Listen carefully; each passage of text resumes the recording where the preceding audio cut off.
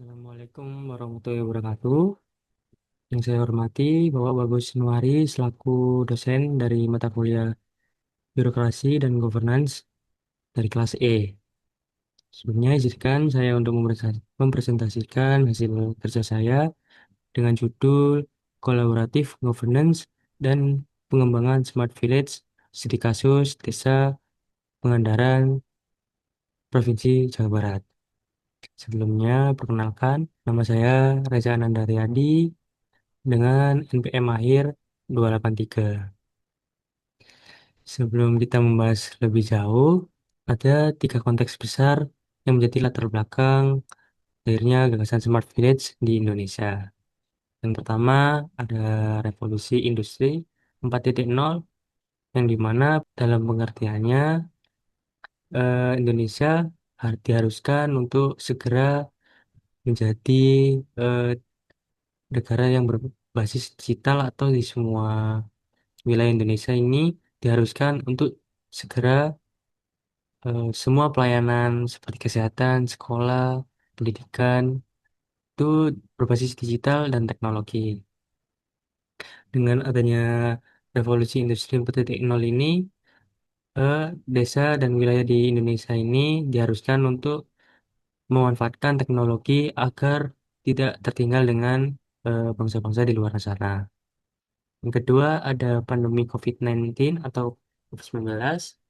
Dengan permasalahan COVID-19 ini menjadi permasalahan yang sangat rumit dan sulit untuk ditangani.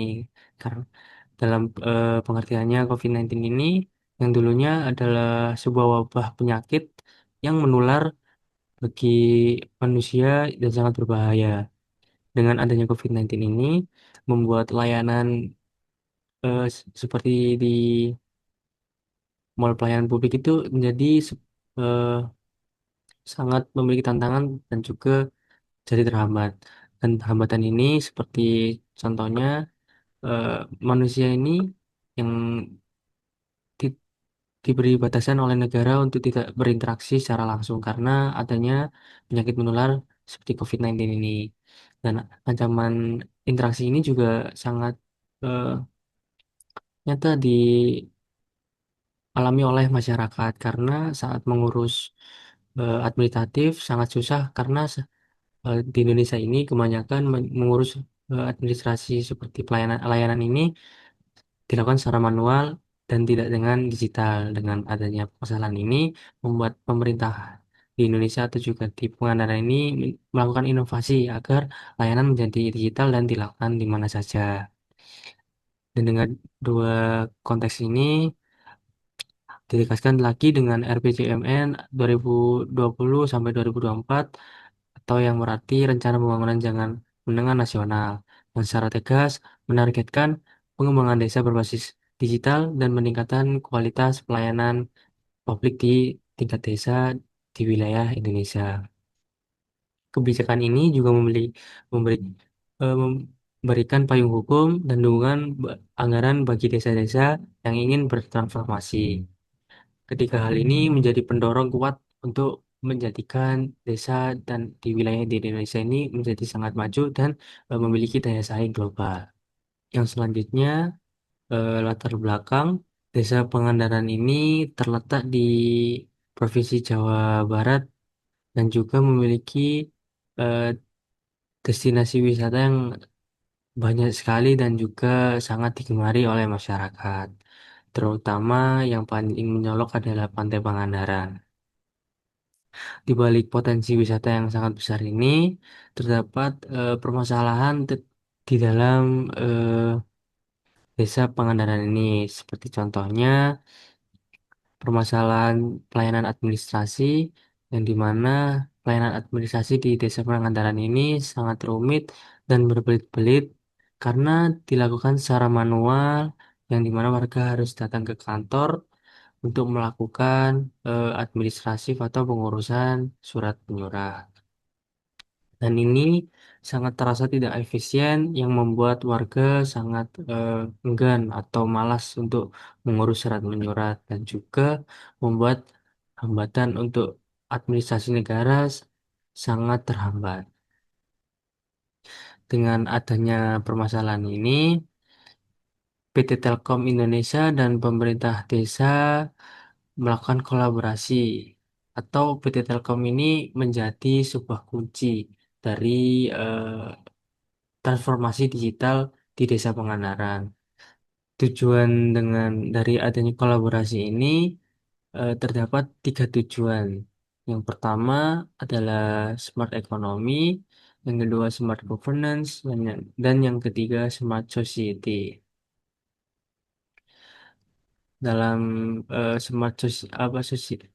smart governance ini yang artinya mewujudkan pelayanan publik yang cepat, efektif, dan terjangkau melalui digitalisasi. Yang awalnya warga bolak-balik mondar-mandir untuk mengurus administratif ke kantor desa, cukup dengan internet dan ponsel, warga bisa mengurus administrasi secara digital melalui web yang tersedia. Yang kedua ada Smart Society, yang artinya atau penjelasannya meningkatkan kualitas hidup masyarakat melalui program-program berbasis teknologi di bidang kesehatan, pendidikan, dan keamanan. Misalnya seperti eh, layanan konsultasi kesehatan secara jarak jauh dan juga bisa melihat jadwal dokter yang ada, serta sistem keamanan lingkungan yang terintegritas.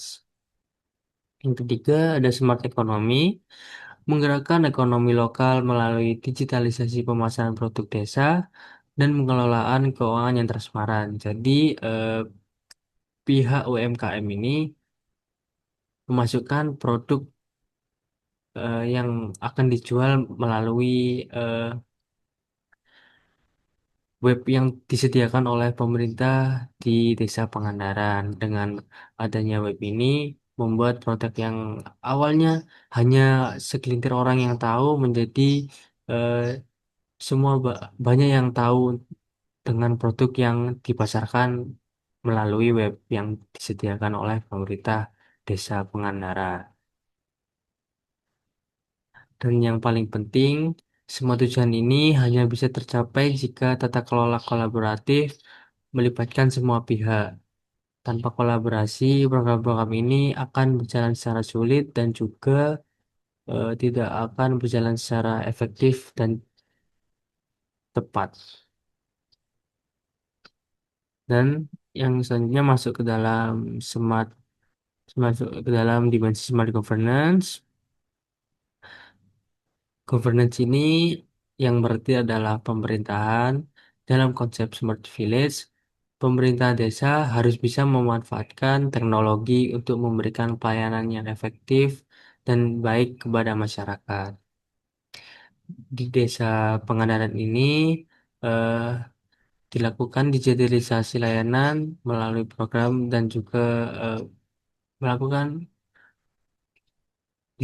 digitalisasi dengan mengimplementasikan melalui web Simpel Desa atau web berbasis yang bisa diakses melalui ponsel dan komputer. Dan apa saja yang bisa dilakukan warga di dalam aplikasi atau web Simpel Desa ini? Yang pertama, warga bisa mengajukan pembuatan KTP, surat keterangan domisili, surat izin usaha, dan berbagai dokumen administrasi lain secara daring. Dan secara prosesnya, ini termasuk cepat dan efektif dan tidak perlu antri dan dan semua data yang tersimpan secara digital akan secara aman saat aman dan terintegrasi. Bahkan warga yang bekerja di luar kota juga bisa mengurus administrasi tanpa harus datang langsung ke kantor. Selain itu, aplikasi ini memudahkan perangkat desa dalam mengelola data s- seperti data penduduk atau mengetahui status pengajuan warga seperti pengurusan surat-surat seperti domisili atau KTP dan menyusun laporan secara otomatis. Dengan Simpel Desa, pelayanan jadi lebih efektif, cepat, dan transparan dan tidak dan tidak lupa juga dengan akuntabel. Yang kedua ada dimensi smart society. Dalam dimensi ini fokusnya adalah pemberdayaan masyarakat dan peningkatan kualitas hidup. Di Pangandaran ada beberapa program unggulan dalam dimensi ini. Yang pertama adalah e-Puskesmas. Ini adalah layanan kesehatan di mana warga bisa melakukan konsultasi tenaga kesehatan melalui video call atau chat dan juga bisa mendaftarkan eh, warga berobat dan juga bisa melihat jadwal dokter. Dan ini program ini juga dapat membantu yang paling penting adalah seperti lansia yang kesulitan jalan dan juga seperti masyarakat yang rumahnya jauh dari puskesmas bisa melakukan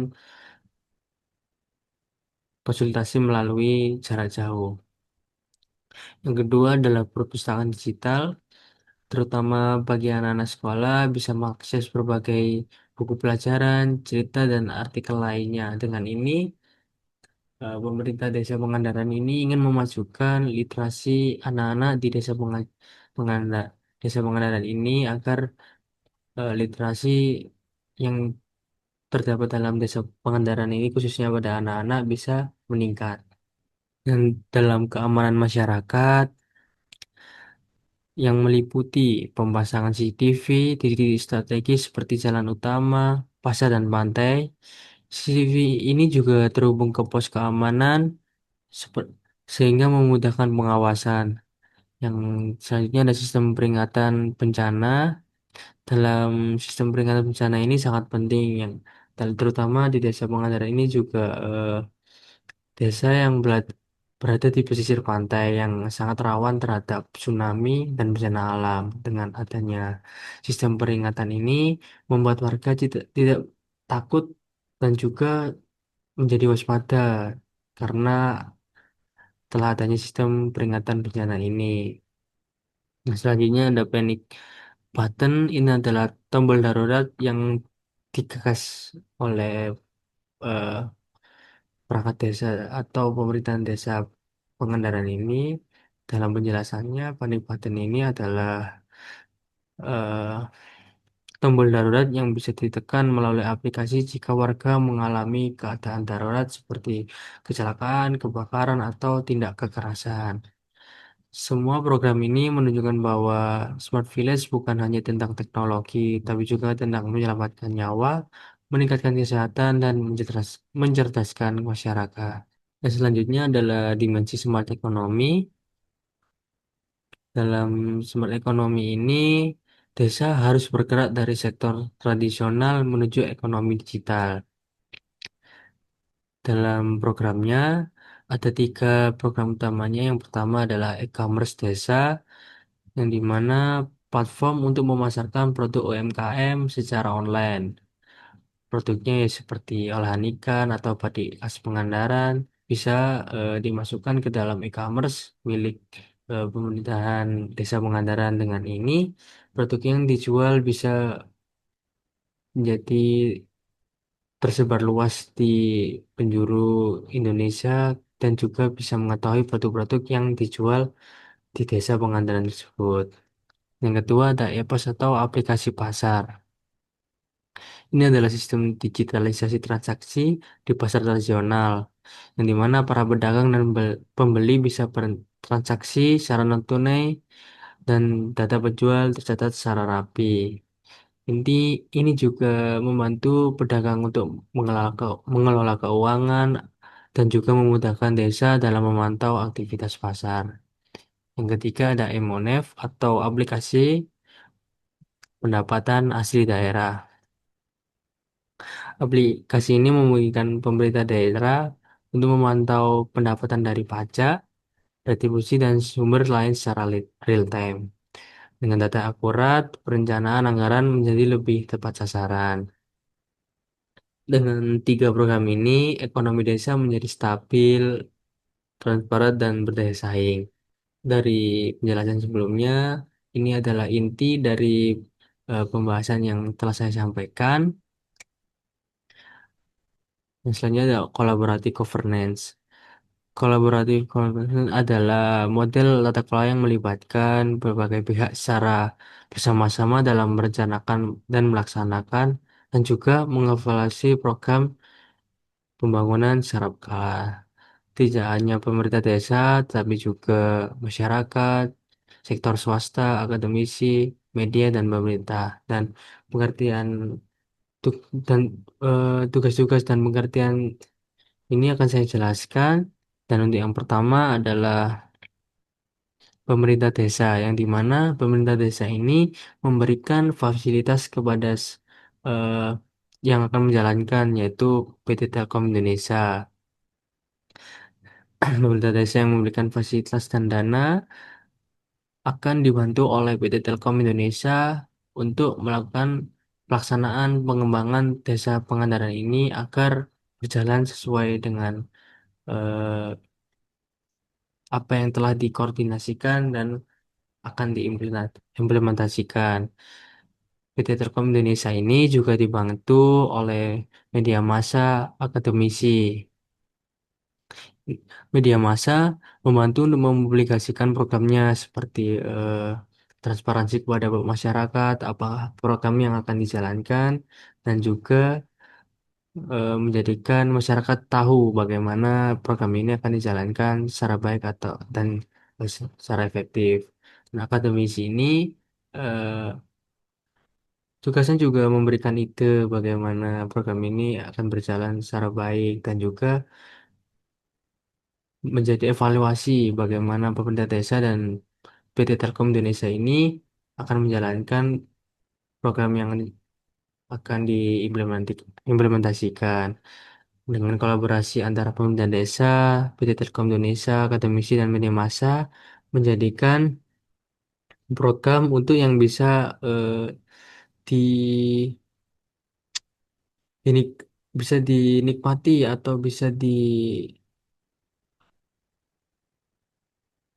atau bisa membuat masyarakat menjadi senang dengan program-program yang telah dikolaborasikan secara baik dan secara matang. Dan keberhasilan Smart Village ini juga sangat bergantung pada seberapa baik kolaborasi ini. Ketika semua pihak duduk bersama, saling mendengar dan berbagi sumber daya atau ide, maka program akan berjalan secara baik dan lancar. Sebaliknya, jika apa, kolaborasi ini eh, mengalami tantangan tidak atau satu aktor mengalami permasalahan, maka program ini akan berjalan dengan tidak baik atau tidak lancar. Nah, yang terakhir ada kesimpulan. Pengembangan Smart Village di Desa Pangandaran telah menghasilkan tiga produk seperti Smart Governance melalui aplikasi Simpel Desa, Smart Society melalui program kesehatan, pendidikan, dan lain-lain, Smart Economy melalui digitalisasi pemasaran, transaksi pasar, dan pengolahan keuangan desa. Namun yang perlu digarisbawahi adalah bahwa semua ini tidak akan terjadi tanpa adanya kolaborasi governance yang baik. Kolaborasi menjadi kunci sukses. Tantangannya adalah menjaga komitmen semua pihak. Jika salah satu pihak mengalami kendala, misalnya masalah jaringan internet, kurangnya anggaran, atau rendahnya partisipasi masyarakat, maka program akan terhambat. Penyelesaian masalah pun menjadi tidak optimal. Oleh karena itu, diperlukan evaluasi berkala, peningkatan kapasitas sumber daya, serta penguatan komunikasi antar pemangku kepentingan agar Smart Village di Pangandaran dapat terus berkembang dan juga menjadi model bagi desa-desa di Indonesia. Berikut daftar pustaka yang saya gunakan. Sekian dari presentasi yang saya sampaikan. Kurang lebihnya mohon maaf jika ada salah. Assalamualaikum warahmatullahi wabarakatuh.